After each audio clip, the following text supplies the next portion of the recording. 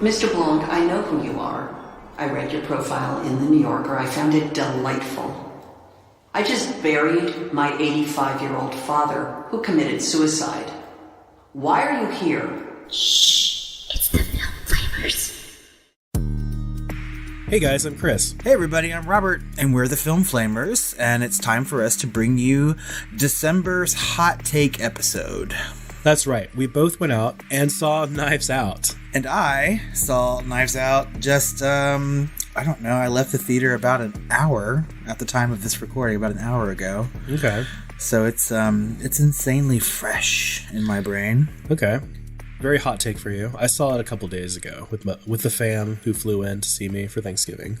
You saw it on Thanksgiving proper, right? Yes, I believe I did, yes. Well, why don't we just dive right in? So for those of you who haven't seen the barrage of advertising for this particular movie, Knives Out is a murder mystery whodunit, sort of in the vein of Agatha Christie, and it focuses on the death of a old mystery novel writer right after his 85th birthday party. Played by Christopher Plummer, Captain Von Trapp himself. That's right. And he is among some pretty big names in this movie. I think that's one of the better things this movie has going for it, is its huge list of, household name actors. Oh, definitely. I love seeing Jamie Lee Curtis, although I wish there was more of her. Yes. And of course, Chris Evans is trying to kind of slough off his Captain America persona to some of his older, more mischievous roles that he'd had. And we even get some favorites thrown in there like Toni Collette and Michael Shannon and a pretty big return of Don Johnson. So, I mean... That's apparently why Jamie Lee Curtis wanted to join the show so much is... Because of Don Johnson? No. Because of Michael Shannon. She thinks he's absolutely brilliant. And of course, usually it says they try and capture actors and actresses by saying this or that person is attached, right? And right. In this case, it said confirmed for all of these people by the time it got to Jamie Lee Curtis. And she was just like, what? Well, I mean... So she's like, that never happened. So she's like, all those people going off to have, an awesome time in Boston for 3 months shooting this movie, or 2 months shooting this movie was an amazing experience. And all of those actors were already attached, and that just almost never happened. So she was just like, it's done deal. I have to be there. I mean, it is a very stacked cast for sure. And I'm sure that we can talk about the acting in this movie a little bit later on. So, Chris, just start out. Are you a big fan of murder mysteries? I am. If I don't seek them out, I should say, but I think everyone's, a fan or so of any kind of mystery, especially this one, which takes so much from, I would say, Clue. Yeah. They even reference the game directly. They basically say he lives in this a clue mansion's board. Basically a giant clue board. Yeah. So, I mean, I don't seek them out either. When I watch mysteries, they tend to be a little bit more of the R-rated thriller variety, think like, I don't know, Taking Lives, or even something as awful as like Murder by Numbers with Sandra Bullock, So, I mean, that tends to what I gravitate toward. But I do really love Clue. It's one of my favorite movies of all time. Yeah, this is definitely more Clue and less Zodiac, right? So yeah. So, I certainly don't read a lot of mystery novels, and the ones that I haven't really liked. I think because I can't really figure out the ending, right? And, that's the whole point of watching a mystery, is trying to figure out and solve the crime or whatever. Yeah. And I'm just like famously bad at that shit. So I'd rather not watch a movie if I can't guess it. I feel like I've lost the game in some way. Don't get locked in a panic room with Robert. Oh, God, we'd be playing another game at that point. But so, yeah, I had some pretty high expectations for Knives Out, though. Like I said before, it had a huge media blast, right? It seemed like we got a trailer for this movie way back in early summer. And when they start talking about like the cast, I think that it really got a lot of people excited. And, the weeks leading up to Thanksgiving, it had a lot of advertising going on, both on social media and television. And then people were posting all over Twitter about how good it is and how much they loved it and whatnot. And so I was super excited to see this movie. Yeah. And you know what? It was very well produced. It was well acted. It was well directed. It was well paced, and it was unique. I found it very unique in the fact that it kind of shows its cards very, very early, which I did not expect. You kind of know who done it, at the almost at the very beginning, but it's a very twisty road. I think inside the film, they reference it to, rather than kind of a linear endpoint of, who did this, but how did it get to this point, and what are all the interesting little plot pathways that got them there, right? And so he refers to it as the donut, right? There's the donut hole. Right. And they're trying to kind of figure out, what's missing and whose motivations, because everyone has a motive. And it's just it's a fun ride. I do kind of wish that it was a little bit more ambiguous as to, who actually killed Christopher Plummer's character at the beginning, to kind of keep that as an open possibility for the final act. But I can see that everything kind of hinges on the audience really knowing that. So it's very unique in that way versus something like Clue, where you literally are looking for the killer.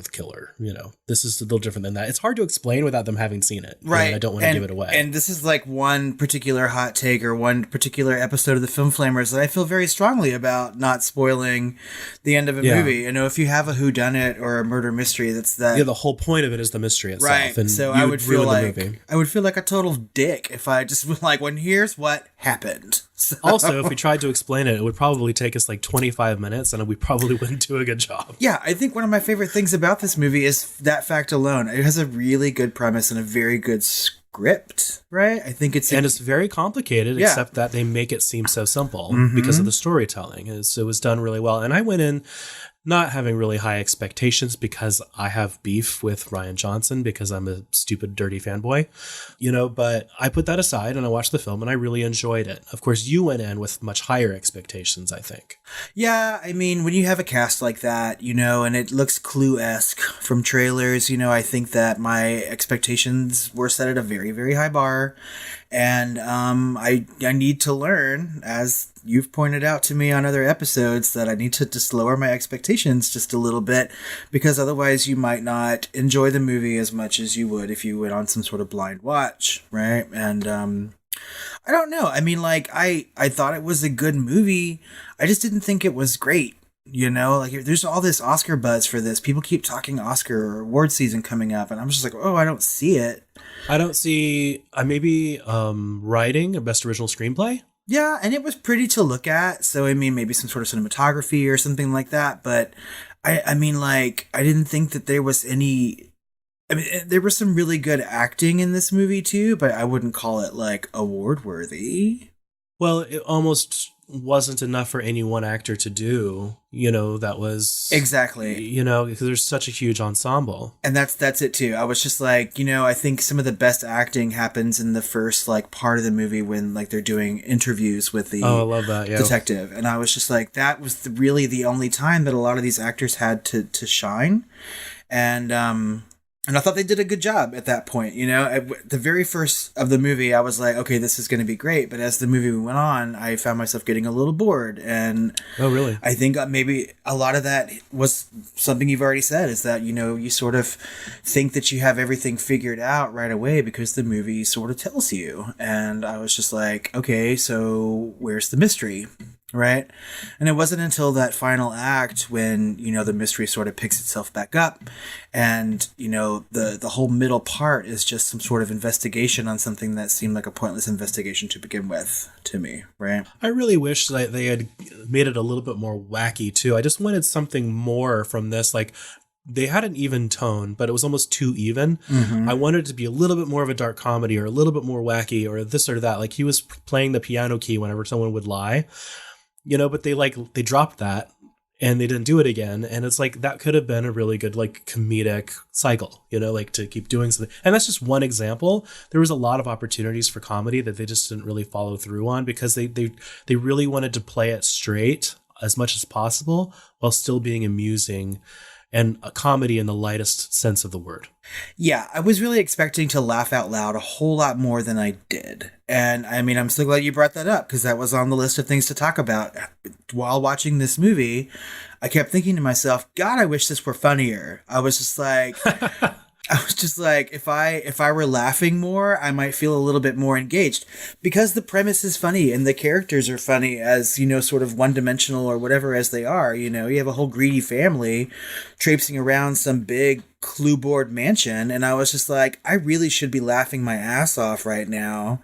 Yeah, and I saw Jamie Lee Curtis was trying to kind of bring it a little bit in every moment she could get. I loved her line where she was like, hello, like in the interview, and he's sitting in the background not introducing himself. She's like, I know who you are. I read your profile in the New Yorker. I thought it was delightful. I just buried my 85-year-old father yesterday. Why are you here? You know, her delivery was great, and I wish they had used more of her. I think the biggest comedy probably comes from Toni Collette. Yeah, amen. And she does it well. I mean, Toni Collette is funny.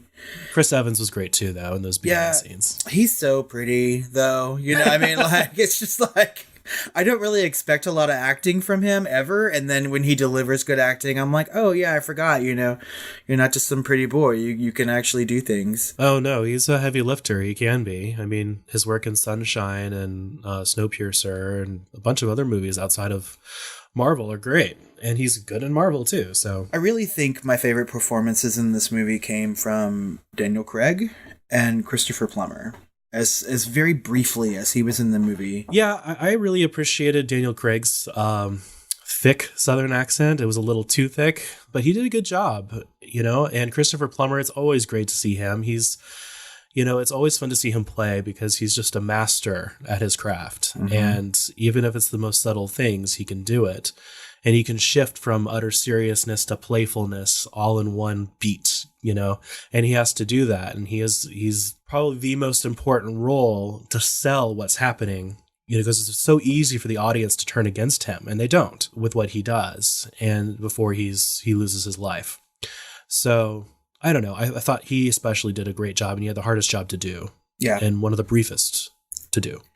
And also, I was pleasantly surprised by Ana de Armas. Like, I have never even heard of her before, but I'm going to start calling her Little Elijah Dushku, because that's exactly what she looked like to me in this movie. Now, she was in Blade Runner, and she did an amazing job in Blade Runner 2049. Oh, I was going to say, I haven't seen that one yet. My mind immediately went to the first Blade Runner. I was like, no, she wasn't. She was probably like a zygote, if anything, at that time. No, she was in Blade Runner, and she did an amazing job. There's one scene in particular in Blade Runner, if you haven't seen it, where she's a hologram character that's kind of serves as a companion for the main character, Ryan Gosling. And so she basically, because they can't touch, so she basically hires him like a streetwalker to come up and have sex with him. So she has to like merge her hologram over this other actress. And so they had to completely... The effect is mesmerizing because every once in a while you can see her form outside of the other woman's, and it's just really trippy. And the amount of choreography that had to go into that was just amazing. It's one of the best or better scenes in film that I've seen in a long, long, long time. That sounds intriguing. I probably need to watch that movie, I'm sure. I mean, but other than that, I don't really have a whole bunch else to say about Knives Out. I know my husband would really enjoy this movie. I think out of anybody I know in the world, I think he would like this very much. And I can't even say why, really, but it just seems like something that he would enjoy.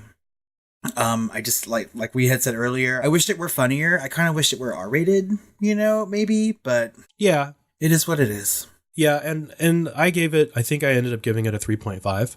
And it sounds like you would give it more of a 3. I gave it a 3 stars on Letterboxd. Yeah. So, I mean, it's not a terrible movie. You know, it's not something that I would run out and watch again. But I mean, for what it is, it's, you know, a fun ride, and it's a really good opportunity to see actors and actresses that I appreciate do, you know, a smaller part. So. Well, I will be seeing it again because it's a very fast-moving, smart script, and I am sure that I missed some great lines and some interesting innuendos and things happening in the background, as well as it's always interesting to go back and see a mystery, knowing everything from the get-go. It's almost like watching 2 different movies. So I definitely plan on revisiting this. Maybe not anytime soon, though. Yeah, I think I'll give it a couple years maybe before I rewatch. So, guys, tell us what you think about Knives Out, if you've seen it, and let us know what you think about our discussion of it here in the Hot Take. You can do that on social media at the Film Flamers on Twitter, Facebook, even Instagram. Or you can email us at tiredqueens@filmflamers.com or call us at 972-666-7733 and let us know what you thought over our voice line, and we will put it on the air on our next Shooting the Flames episode. That's right. We'd love to hear the sound of your voice. And also head over to patreon.com/thefilmflamers where you can check out all of our bonus content. We have another Flamers Flashbacks coming up this month, and it is one of Chris's favorite movies that we'll be talking about. It will be The Lion in Winter, celebrating Christmas on Christmas. So a little break from horror during the holiday season, or maybe it's going to be incredibly horrific. I don't know. I haven't seen it yet. So, But you'll love it. I just know it. I'm sure I will. It has, on paper, it's going to be great. I've read the play, so I know I'll like it. Well, I think that about wraps up our hot take. Stay tuned through the month of December. We're going to be covering the, some would say, original slasher classic, or slashic, if you want to use that word, Black Christmas. And we'll be counting down our top 10 picks for greatest horror slashers ever. Well, until our next episode, everyone, sweet dreams.